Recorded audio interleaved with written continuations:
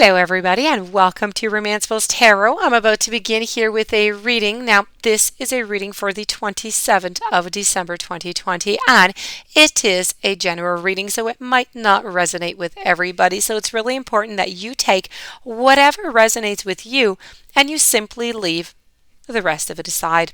If you feel as though it doesn't quite make sense to you, you're not quite comfortable with it, that's okay. Just toss it aside. If ever you would like to contact me, you will have all my information. Everything that you could look for, I believe, is right into the YouTube description box. Also, if you do enjoy the channel and you have not yet subscribed, please do take a brief moment of your time to click the subscribe button to show your support to the channel and to myself, and it would be greatly appreciated. And I do thank you in advance. So that being said, we're now going to move right on to this reading. This reading is all about blind spots. Spirit wants to warn you about these blind spots, okay? They're very, very important because they block parts of our vision. They block things that we're not seeing that are stopping us.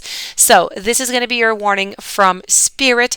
This is a reading that is dedicated to the sign of Taurus, and I am going to conclude with a guide card. So with no further ado, let's begin. We're just going to turn these over. And your blind spot is your trauma. Now, when you receive this type of a blind spot, you're not seeing how your own trauma is feeding into the situation at hand. It's causing a recurrence, or it's causing you to not see the objective truth of the situation beyond your own personal filters. Now, trauma is essentially distress, but without the resolve. So when we experience distress, we cannot find a way to genuinely create resolve for that distress. So what do? We end up just coping. Now that trauma becomes like a skipping CD that we never really move beyond. It just keeps on skipping. We do not weave that pain that happened into the tapestry of our own life.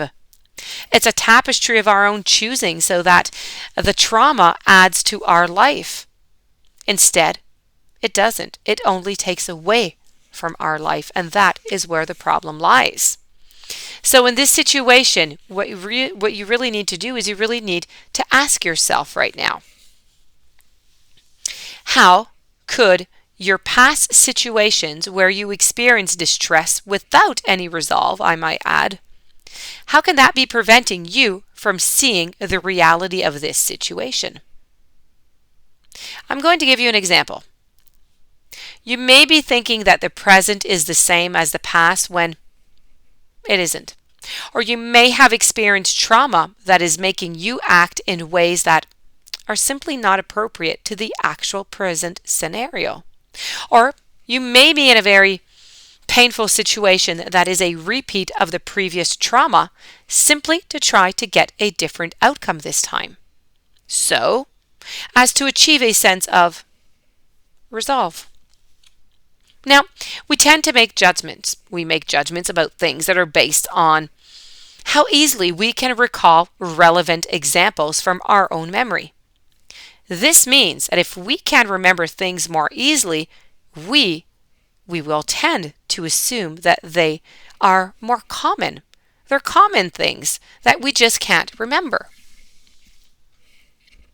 For example, if you watch a violent movie, and then you read about a violent news story, well, you're more likely to perceive the world to be very dangerous. But if you grew up in a home where your memories of your father was of him being emotionally unavailable, well, we are more likely to believe that men are emotionally unavailable. Now, our perspective will keep getting reinforced every single time that we encounter something that validates those assumptions that we have already come to base on our past experiences. Now, you received this message today because you need to realize two things. The first is that the time has come for you to really face your trauma and to create genuine resolve with what is unresolved. Because it is acting as a filter through which you cannot see reality, which is including this situation at hand quite clearly. So, the second is that each moment is a new beginning. Now, the present does not have to be the same as the past. It should not be the same as the past. In fact, it isn't even when we think that it is. And no matter what assumptions you have made about how the world is, you can always change the way that the world is for your world. This is really about taking whatever it is that you have transposed with you over the time, over all of your different cycles, and you're just not getting rid of it. Sometimes it comes directly from when we were children. So this is all about your trauma. This is your blind spot. So we're going to move over now to your guide. Let's go and see what your guide has to say to you. Your guide is speaking about setting your intentions. Now you live in a world of creation. We all create. There's so much creation around, but you are the co-creator of your own world, right? So within your mind, you are able to manifest any situation that you want to experience, as long as you clearly know what it is that you desire. Now, you must purposely set your intention, and by setting your intention, you are sending a conscious light and a conscious thought all the way out to the universe that you want something specific to occur right now. Now, the universe is going to give you exactly what it is that your soul sends out. So the clarity and the purity of your intention is very essential. You then need to act as if your intention has manifested. And the key to manifestation rests in your ability to hold that focus of your intention and not waver. Because otherwise, you are going to confuse the universal ordering. And when you meditate and you commune with your guides, you will often receive a vision of a life event that you all agree would be worth experiencing. So, the spirit world will work on their very own end, but it is very incumbent upon you to set the intention and then to be open and also to be receptive. If you're not going to receive it. So like real seeds, intentions, they cannot grow if you hold on to them. When you achieve clarity and you're ready to let go, release them out into the universe so that they can find fertile ground to grow. And the more you use passion, the more you use emotion and that energy to put forth your desire, the more energy you are allowing the universe to use for your manifestation.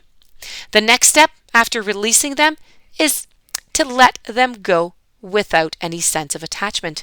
Just remain centered in a resentful awareness of receiving back to what is for your highest growth. And this is all about setting your intentions. So that being said, this does conclude, my dear friends Taurus, your reading with the blind spot and your guide.